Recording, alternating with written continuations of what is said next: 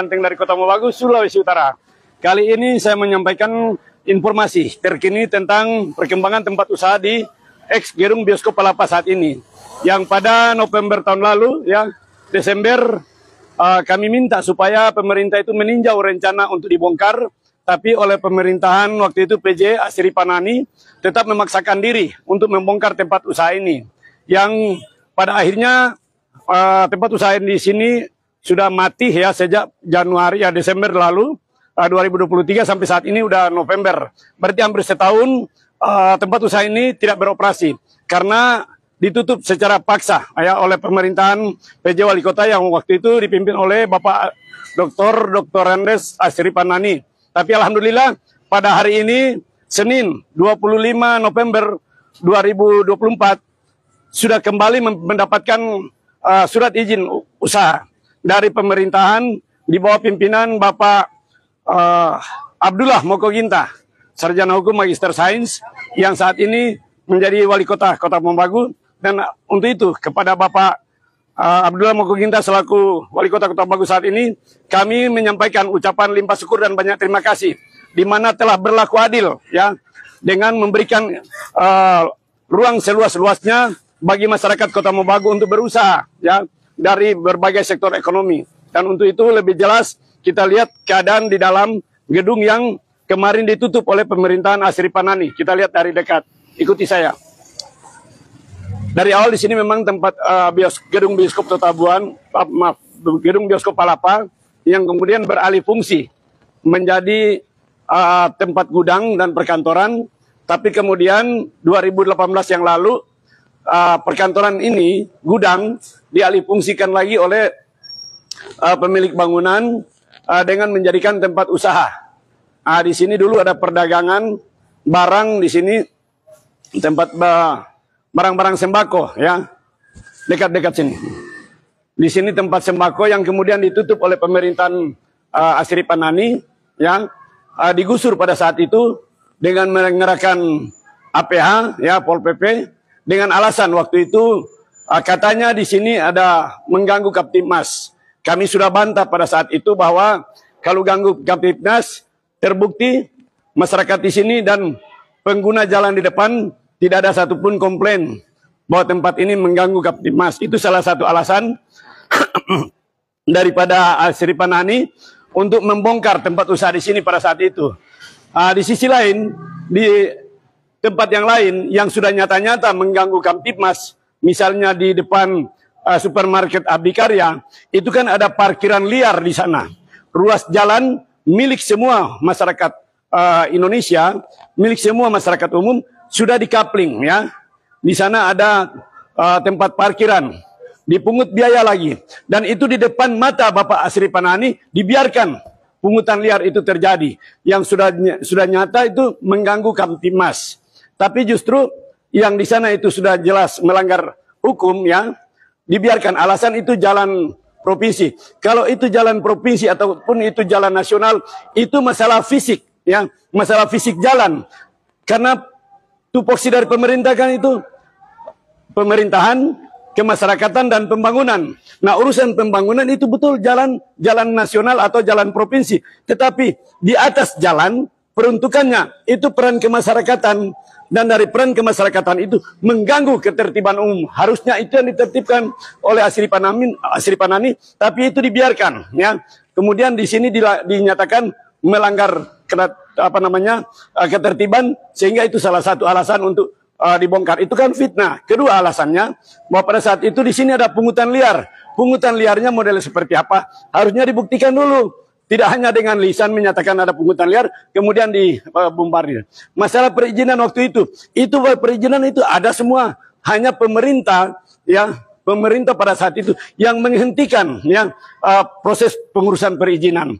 Jadi dari pengusaha itu itikat baik itu sudah ada ya, izin diurus. Nah, tempat ini tidak hanya bagian dari sini. Kita lihat dari sini.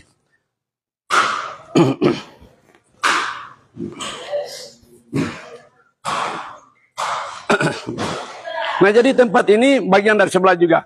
Perizinan juga sudah diurus pada saat itu. Bahkan PBG untuk membuat bangunan ini menjadi baru, itu sudah berproses perizinannya. tetapi kemudian dihentikan oleh pemerintahan Tatong Bara. Kenapa dihentikan? Karena di tempat ini ada jualan sembako. Tujuan dari pemerintahan Tatong Bara pada saat itu mau meramaikan pasar Genggulang dan mau meramaikan pasar Poyoa Kecil. Bagaimana cara mereka meramaikan di sana? Yaitu dengan jalan pasar 23 Maret dan pasar Serasi ditutup untuk komoditi jualan ikan dan daging. Nah, betapa zolimnya pemerintahan pada saat itu. Pasar yang pertama terbentuk di Bola Monoraya ini ada di Gogagoman. Pasar 23 Maret dan pasar Serasi. Tetapi ketika dibuka pasar Genggulang dan pasar Poyoa Kecil, justru di sini ditutup komoditi ikan dan daging dengan maksud supaya kata konsumen mau lari belanja di Genggulang dan belanja di Poyoa Kecil. Ini kan zolim, ya. Bisa dibayangkan masyarakat datang beli beras di sini, beli sayur di sini, kemudian mesti pergi di Genggulang, mesti pergi di Poyoa untuk beli ikan dan daging. Logika di mana yang digunakan pada saat itu? Dan dari awal memang saya protes, ya. Saya protes itu tahun 2022 itu terjadi. Berarti sejak 2022 sampai saat ini, di mana pada saat itu orientasi mereka untuk menutup Gogagoman agar tidak ada lagi penjualan ikan dan daging, itu perbuatan zolim dari pemerintah, ya. Gogagoman penduduknya lebih dari 16.000 penduduk. Kota Mubagu Barat 42.000 lebih penduduk.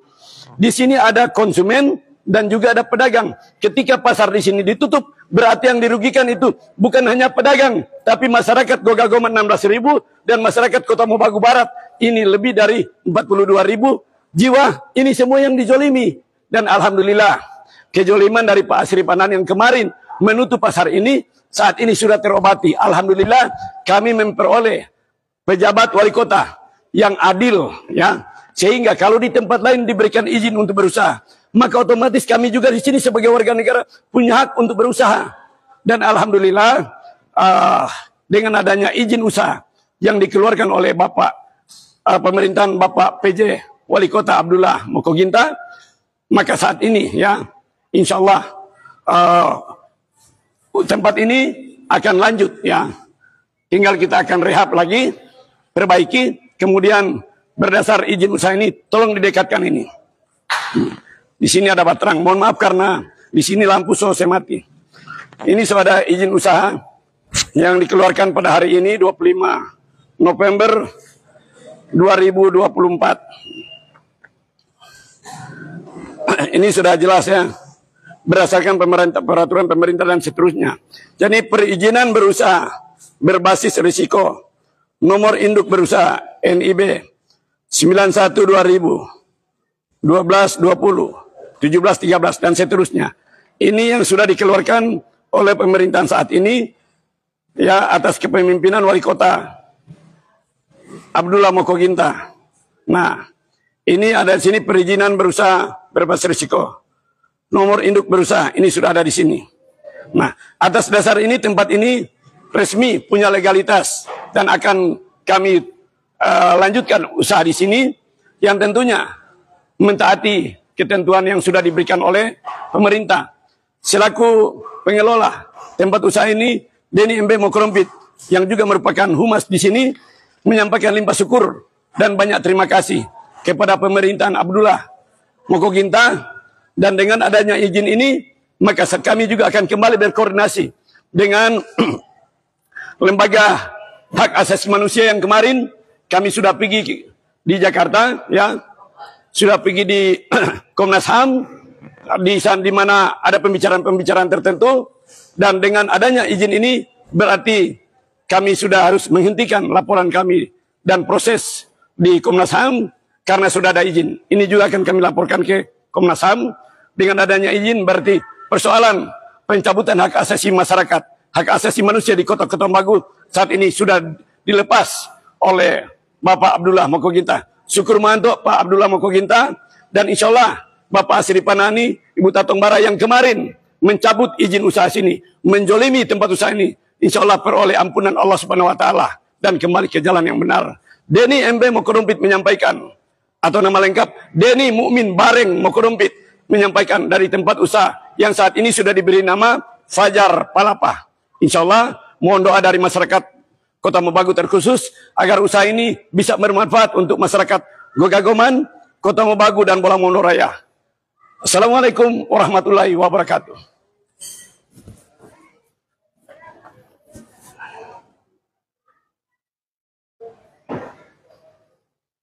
Seperti ini, bangunan yang ada kosong.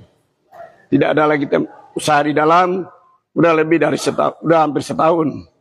Betapa kerugian yang dialami oleh pengelola di sini. Insya Allah saat ini dan ke depan, ketika bangunan ini sudah direhab, Januari sudah bisa beroperasi kembali dengan izin yang sudah dikantongi. Insya Allah, amin ya rabbal alamin. Kembali lagi saya menyampaikan terima kasih kepada Bapak Abdullah Mokoginta selaku wali kota Mobagu yang telah memberikan kembali izin tempat usaha di tempat ini. Billahi fisabilillah fastabiqul khairat. Assalamualaikum warahmatullahi wabarakatuh.